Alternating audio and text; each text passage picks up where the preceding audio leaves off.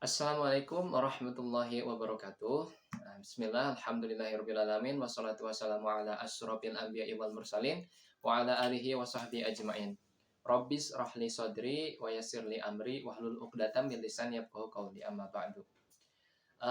Bagaimana kabarnya hari ini Akang Teteh kelas 11 IPS 1? Apakah semuanya baik? Saya harap semuanya baik-baik saja ya. Oh, baik, oke. Alhamdulillah ya, hari ini kita bisa melaksanakan kembali kegiatan pembelajaran walaupun dalam kondisi daring. Insya Allah hari ini kita akan melanjutkan materi kita yang mengenai masa kemunduran umat Islam. Namun sekarang kita akan membahas bagian B-nya, yaitu kemunduran kerajaan besar. Namun sebelum masuk ke pembahasan kita hari ini, saya ingin bertanya dulu, apakah kita Kang Teteh sekalian masih ingat gitu, merefresh kembali ingatannya materi kita yang kemarin yang bagian A.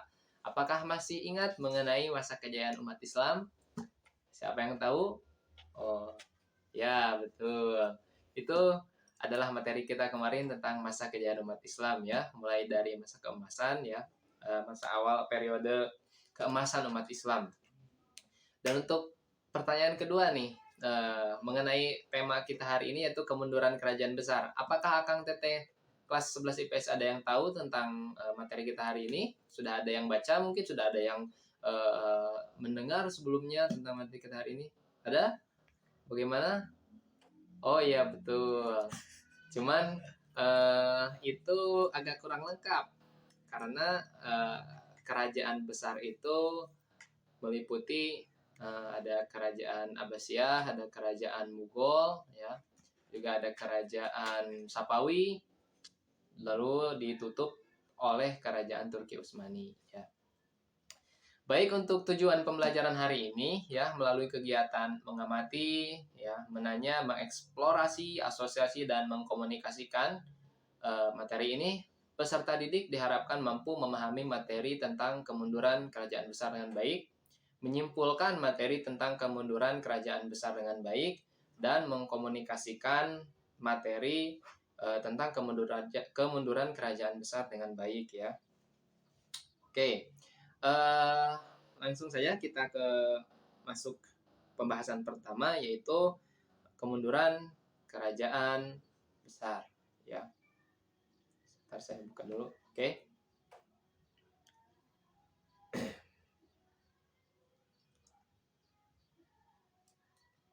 Nah, untuk kemunduran kerajaan besar ini ada beberapa faktor-faktor yang menyebabkan runtuhnya atau mundurnya beberapa kerajaan yang berpengaruh di peradaban Islam ya. Sebentar, lagi dibuka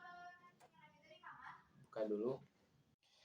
Ya, di materi kemunduran kerajaan besar ini ada beberapa faktor ya, ada faktor internal dan eksternal. Jadi kemunduran Islam tidak lepas dari runtuhnya kerajaan-kerajaan Islam besar di Jazirah Arab. Di antara gambarannya adalah kerajaan yang diraih oleh Daulah Abbasiyah yang kemudian menuai kemunduran sampai dengan keruntuhannya. Nah, runtuhnya Daulah Abbasiyah ini bukan tanpa sebab. Setelah Daulah Abbasiyah ini berhasil membumikan kejayaan dan meraih masa keemasannya, ya ada beberapa faktor itu ya, itu faktor internal dan eksternal. Faktor internalnya itu apa?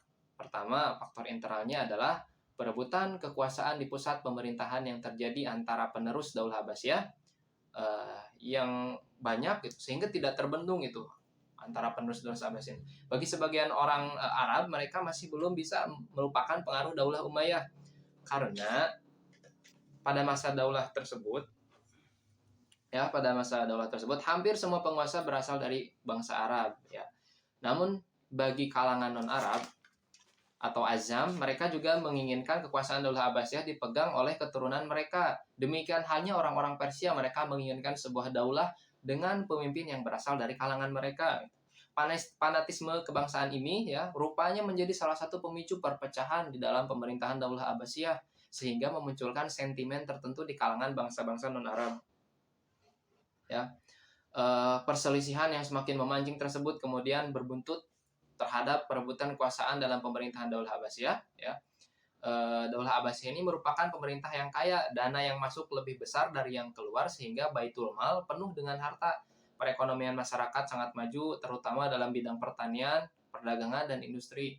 Ketika memasuki masa kemunduran politik, perekonomian pun ikut mengalami kemunduran yang drastis sehingga krisis ekonomi merusak tatanan masyarakat, ya, terutama di bidang ekonomi pada masa itu. Kecenderungan para penguasa untuk hidup mewah, mencolok, dan berpoya-poya kemudian diikuti oleh para penguasa untuk hidup mewah, menyebabkan roda pemerintahan terganggu dan rakyat menjadi miskin. Ya. Dan masalah lainnya adalah munculnya daulah-daulah kecil yang ingin memisahkan diri di dinasti Abbasiyah ini, ya. Mereka ingin memerdekakan diri, ya. Kedudukan khalifah yang tidak cukup kuat membuat para penguasa dan pelaksana pemerintahan memiliki kepercayaan yang rapuh terhadap pemerintahan pusat. Gitu. Ya. Lalu faktor internal lainnya ada dominasi bangsa Turki dan Persia yang ingin memerdekakan diri menjadi pemicu perpecahan dalam pemerintah Daulah Abbasiyah. Hal ini juga berakibat terhadap bangsa-bangsa lain yang jauh dari pusat pemerintahan, ya. Sehingga mereka berusaha memisahkan diri dari kekuasaan di Baghdad pada waktu itu. Oke. Lalu yang kedua ada faktor eksternal. Nah, kita langsung ke faktor eksternal.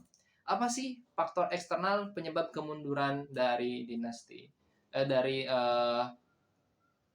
Munculnya kemunduran umat Islam ini? Yang pertama, adanya perang salib. Perang salib yang terjadi antara umat Islam dan Kristen, ya, Kristiani, telah menanamkan benih-benih permusuhan yang kuat. Kebencian itu semakin kuat setelah peraturan baru yang diterapkan oleh Daulah Bani Seljuk menyulitkan orang-orang Kristen yang berkunjung ke Baitul Maqdis. Perang salib terjadi dalam beberapa gelombang dan banyak memakan korban dari pihak Islam dan Kristen. Dampak dari perang salib tersebut, beberapa wilayah kekuasaan Islam berhasil dikuasai oleh tentara Kristen. Serangan bergelombang, ya, dari bangsa Mongol yang dipimpin oleh Hulagu Khan telah meluluhlantahkan Baghdad dan seluruh penjuru wilayah kekuasaan Daulah Abbasiyah. Tragedi kemanusiaan berupa penganiayaan dan penyiksaan berlangsung kurang lebih 40 hari dengan jumlah korban yang mencapai ratusan ribu umat Islam pada waktu itu. Terbunuhnya Khalifah Al-Mu'tasim menjadi penanda akhir dari Daulah Abbasiyah. Runtuhnya kekuasaan Islam tidak hanya dialami oleh Daulah Abbasiyah juga nih, ternyata di eksternal ini. Di belahan bumi yang lain juga mengalami peristiwa yang hampir sama. Siapakah itu? Daulah Bani Ahmar di Andalusia juga berakhir dengan tragis. Bagaimana khalifah terakhir diusir dari Andalusia, bahkan seluruh umat Islam di Andalusia dipaksa meninggalkan Andalusia atau tetap di Andalusia, namun harus beragama Kristen gitu, atau berpindah keyakinan, ya. Seterusnya ada Daulah Mughal di India juga mengalami hal serupa, rapuhnya kondisi dalam negeri Daulah Mughal, ya, membuka kesempatan Imperium Inggris berhasil masuk dan meruntuhkan kejayaan Mughal dan kemudian menguasainya. Penjajahan ini kemudian berlangsung sampai negara India berhasil memerdekakan diri. Oke.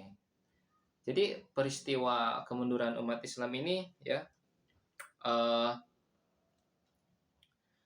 muncul dari beberapa faktor, dari perebutan kekuasaan, ya, lalu juga adanya sistem politik yang saling sikut sehingga umat Islam tidak bersatu dan malah terpecah belah, akhirnya menjadi rapuh, ya. Itu terutama juga. Kita loncat ke kerajaan Sapawi, ya, di Persia. Di kerajaan Sapawi Persia itu, ya, para pemimpin yang memimpin kerajaan Sapawi di Persia itu sangatlah lemah, gitu. Para pemimpin yang jauh dari syariat Islam juga menjadi salah satu faktor lemahnya kekhalifahan pada waktu itu, ya. Para pemimpinnya yang suka minuman keras, gitu. Adanya dekadensi moral yang melanda sebagian pemimpin, konflik yang berkepanjangan dengan kerajaan Utsmani yang beraliran Syiah waktu itu. Adanya konflik internal perebutan kekuasaan, lalu ada pasukan ghulam atau budak yang dibentuk oleh raja saat itu tidak memiliki semangat perang yang tinggi, sehingga muncullah kekalahan yang terjadi di kerajaan Safawi Persia ini, ya. Lalu kita menuju ke kerajaan Mughal di India, ya. Untuk kerajaan Mughal ini ada beberapa faktor penyebab mundurnya kerajaan Mughal, diantaranya adalah kemerosotan moral dan hidup mewah di kalangan elit politiknya. Lalu pendekatan bahasa Latinnya itu Aurangzeb yang terlampau kasar dalam melaksanakan ide-ide Puritan, sehingga konflik antar agama sulit diatasi oleh sultan sesudahnya. Semua pewaris tahta kerajaan pada saat itu, ya, adalah orang-orang lemah dalam bidang kepemimpinan, ya. Lalu terjadinya masalah yang cukup besar di bidang militer kerajaan Mughal pada saat waktu itu, ya. Tadi yang saya sebutkan bahasa Latinnya Aurangzeb, ya, adalah arti dari Abul Muzaffar Mahludin Muhammad Aurangzeb Alamgir. Adalah nama seorang raja besar Islam di dataran India pada abad ke-17, ya, yang terkenal dengan sebutan Alamgir, ya. Terkenal juga dengan memerintah India itu selama 47 tahun, ya. Dari tahun 1659, ya, sampai 1707. Itu adalah Aurangzeb yang saya sebutkan tadi. Selanjutnya, terakhir kita akan menuju ke kerajaan Turki Utsmani, ya. Jadi Turki Utsmani ini mundur pada saat wilayah di Andalusia, gitu. Wilayah kekuasaan yang sangat luas, heterogenitas penduduk, ya. Kelemahan para penguasa, budaya korupsinya juga sudah membudidaya di kerajaan Utsmani ini. Lalu pembentukan tentara yang lebih jauh dari syariat Islam, lalu merosotnya perekonomian pada saat kepemimpinan Utsmani, lalu ilmu pengetahuan dan teknologi juga mengalami kemunduran, dan yang paling terkenal itu adalah ketika Turki Utsmani dikhianati oleh seorang tokoh munafik yang kita tahu, yaitu Mustafa Kemal Atatürk, ya. Itu salah satu penyebab runtuhnya kerajaan Turki Utsmani pada waktu itu, ya, sangat terkenal sampai sekarang. Nah, dari beberapa penjelasan di atas, ya, Syekh Amir Shakib Arselan mengungkap beberapa alasan mengapa umat Islam mundur dan sulit untuk maju. Pertama, umat Islam sudah tidak benar-benar mengamalkan ajaran Islam sesuai dengan syariat, khususnya Al-Quran dan hadis, padahal itu adalah sumber pedoman hidup kita agar bahagia dunia dan akhirat, ya. Nabi SAW bersabda, "Aku tinggalkan bagimu dua perkara, ya. Jika kamu berpegang teguh kepada keduanya, kamu tidak akan tersesat selama-lamanya, yaitu kitabullah, Quran, dan sunnah Rasulullah, yaitu hadis." Poin keduanya yaitu umat Islam tidak mau bersatu dan terpecah belah, padahal umat Islam diperintahkan untuk bersatu. Allah sudah mengingatkan kepada kita di Quran surat Ali Imran ayat 103, yang artinya, dan berpeganglah kamu semuanya kepada tali Allah atau tali agama Allah, dan janganlah kamu bercerai-berai, dan ingatlah akan nikmat Allah kepadamu ketika kamu dahulu masa jahiliyah bermusuh-musuhan, maka Allah mempersatukan hatimu lalu menjadikan kamu karena nikmat Allah orang-orang yang bersaudara, dan kamu telah berada di tepi jurang neraka, lalu Allah menyelamatkan kamu daripadanya. Demikianlah Allah menerangkan ayat-ayatnya kepadamu agar kamu mendapat petunjuk. Poin nomor 3-nya yaitu mayoritas umat Islam terlalu cinta dunia, ya, dan takut mati. Kebanyakan umat Islam lebih mementingkan kehidupan dunia dan melupakan akhirat. Padahal jelas-jelas kehidupan dunia itu hanya fata morgana, ya. Telah dicontohkan oleh generasi pendahulu Islam, mereka ikhlas betul dalam menjalankan misi sebagai hamba Allah Subhanahu wa taala, yang merupakan kewajiban mereka gitu taat dan tunduk patuh kepada Allah Subhanahu wa taala. Kalau bahasa sekarangnya itu ketika seseorang sudah dirasuki oleh harta, tahta, wanita, maka orang tersebut orientasinya bukan lagi dunia tapi akhirat. Ketika orang tersebut masuk ke pejabat publik ya, yang memberikan kewenangan, maka dia akan memberikan kebijakan-kebijakan yang menyesatkan, ataupun kalau dia memfatwakan fatwa yang tidak benar, tidak berdasarkan Al-Quran dan Hadis.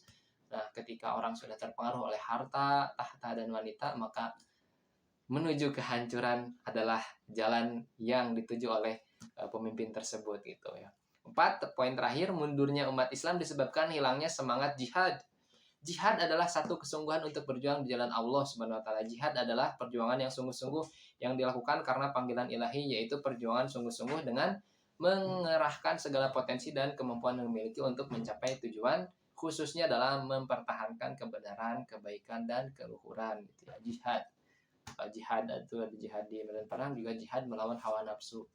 Pokoknya poin yang paling terpentingnya adalah ketika umat Islam tidak bersatu, dunia orientasi dunianya lebih besar daripada orientasi akhiratnya, maka seluruh bidang aspek kehidupan umat Islam itu akan rapuh, hancur ya.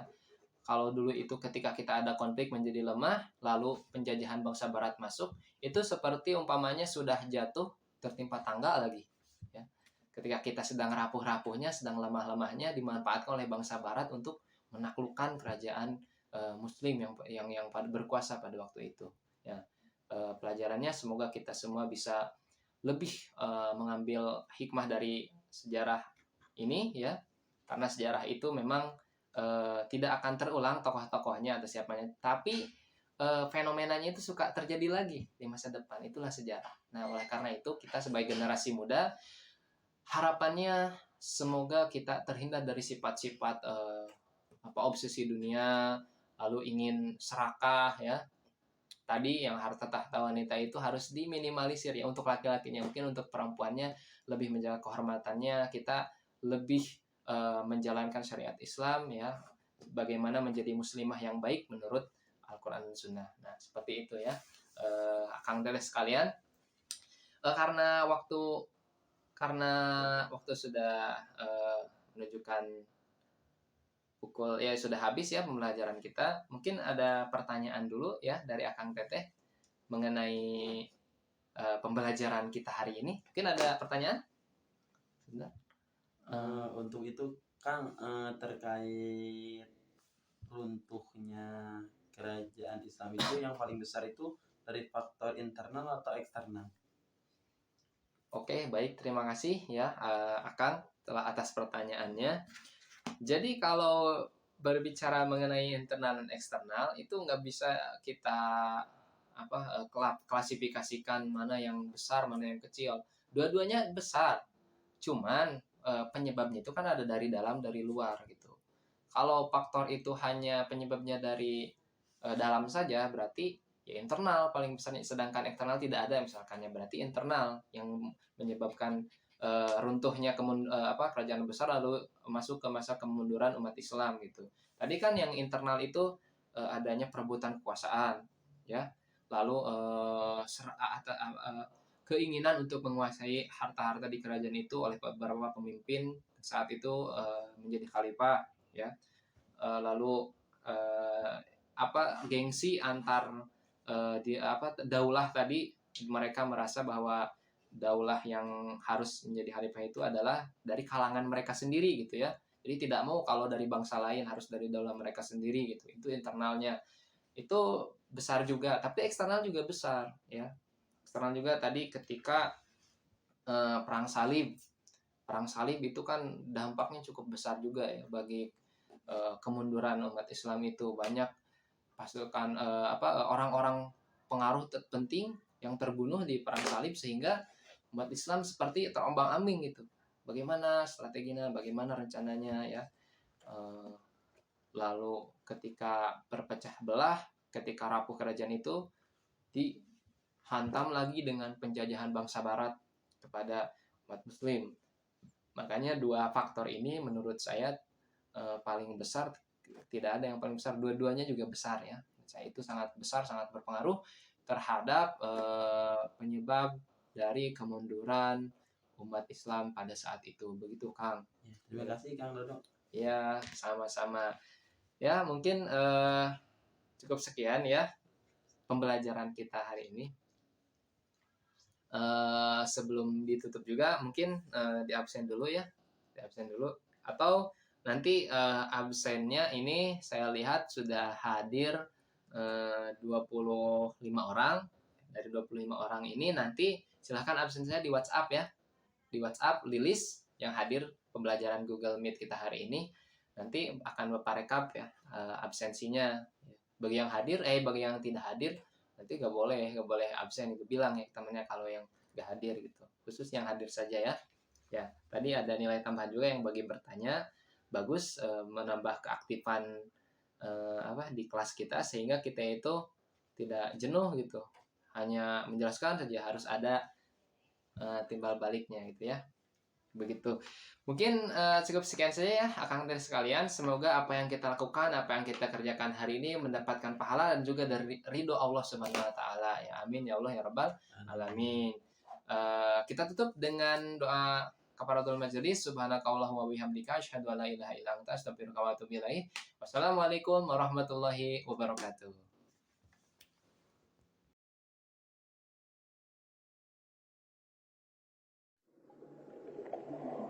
Mm-hmm.